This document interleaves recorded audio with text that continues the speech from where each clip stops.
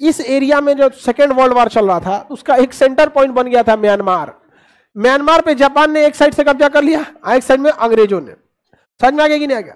अब सुभाष चंद्र बोस पहुंच गए कहां पे? म्यांमार में। वहां कहां पहुंच गए? म्यांमार में।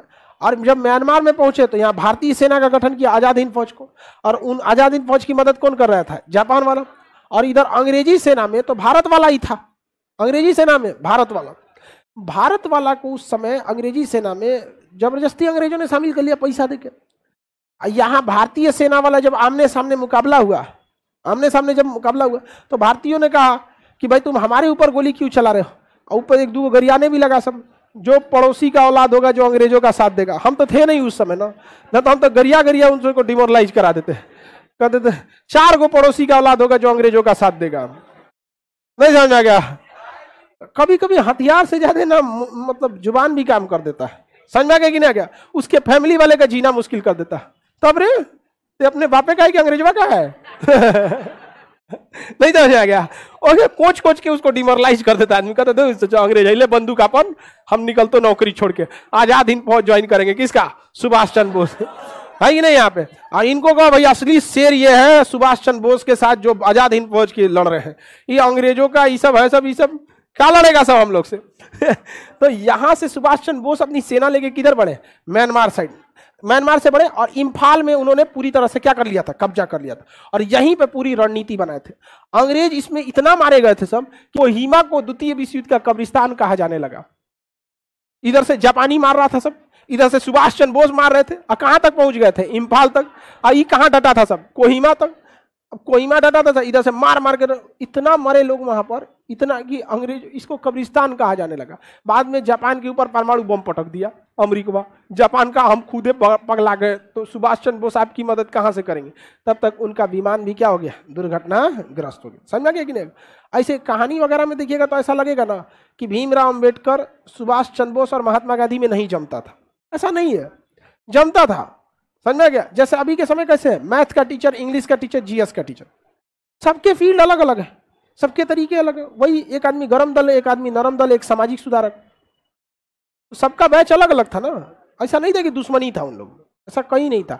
लेकिन बवाल कर देता है ऐसा दुश्मनी पे। ऐसा हो गया कि उनकी मतलब जो पोती थी उनको आके सफाई देना पड़ा कि मतलब सुभाष चंद्र बोस ऐसे नहीं थे। राजनीति में सबसे मुर्दा गौरव उठा ले आता है सब। तो ये देखिए ना, सुभाष चंद्र बोस की फौज किस राज्य से एंट्री मारी थी? हाँ, किधर से?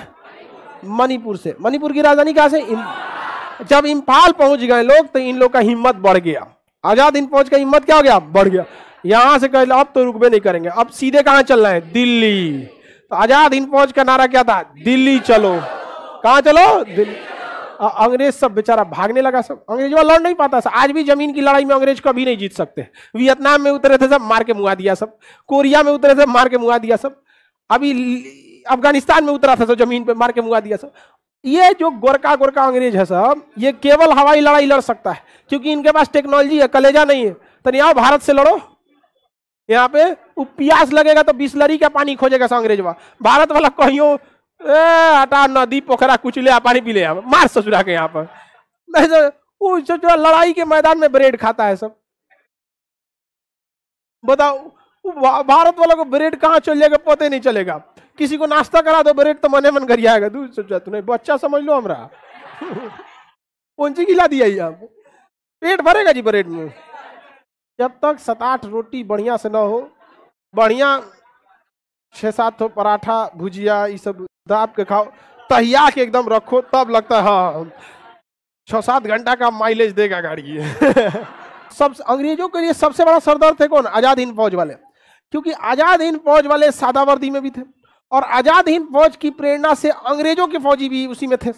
अब कोई अंग्रेज का सिपाही चल रहा है अफसर और उसके पीछे भारत के सैनिक है गार्ड बन के, उसके मन में डर है, ससुराई भारत वाला है, अब आजाद हिंद फौज वाला गरियाएगा इसको तो हमरे मार देगा। आप अंग्रेजों को क्या जल्दी थी भागने की?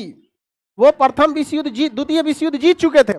महात्मा गांधी जेल में थे, सुभाष चंद्र बोस की मृत्यु हो चुकी थी। समझा क्या? जिन्ना उघारे नाच रहा था पाकिस्तान के लिए। समझ में? ऐसी क्या जल्दी थी अंग्रेजों की कि भाग के गया सब? आजाद हिंद फौज खोज खोज के मार रहा था। तो कहा रे चोट्टा कहीं का, डबल गुस्सा की, एक हमें गुलाम रखा, दूसरा गुस्सा की उनके कमांडर सुभाष चंद्र बोस की विमान दुर्घटना में आकस्मिक मृत्यु हो गई। इतना मार मारा कि खुद संसद में बोले थे वहां के प्रधानमंत्री क्लीमेंट एटली कि हम 1948 में भारत को आजाद कर देंगे। क्या जल्दी पड़ गया कि 47 नहीं बीत पाया, आपसे आधे में भाग गए। और इस मार मारा था सभी आजाद हिंद फौज वाला, जिसका कोई हद नहीं। यहाँ पर पता ही नहीं चलता था, आते थे सब प्रेम से, ऐसे निकालता था। अंग्रेज को लगता था खैनी निकालेगा, और निकाल मार दी था खैनी निकालता तो हम यहाँ पे समझ में। भारत वाला कई कई जगह डिजाइनदार न होता है, कहीं खैनी इधर रखेगा, कोनो लुंगी में मोड़ ले रहेगा, कहाँ कहाँ रखेगा, उसको कंफ्यूजन में था सब। अंग्रेज डर गया सब कि खैनी निकालने के बहाने बंदूक निकाल दे रहा। उसमें कोई अंग्रेज नरम दल वाला गया, उस सही में खैनी निकाला तो भाग गया। ओ माय गॉड, तू कह रहे बकलोल का आजाद गुलाम बनाएगा रे, हमरा खैनी से डर गया तू, चुनौती ले तोरो लगा दे, ले तू बेचारों का भागेगा तो इज्जत जाएगा, नहीं भागेगा तो जान जाएगा। अंग्रेजों ने कहा भाई मर जाएगा आदमी, पागल हो जाएगा यार, या तो सभी के सभी गरम दल हो जाओ या तो सभी के सभी नरम दल हो जाओ। यार समझ में नहीं आता कि सामने वाला बंदा है कौन सा, तो चुनौती निकालेगा कि बंदूक, समझ में नहीं आता है। पागल हो गया सब अंग्रेज। एक तो यहाँ की भाषा नहीं समझ में आती थी उन सबको।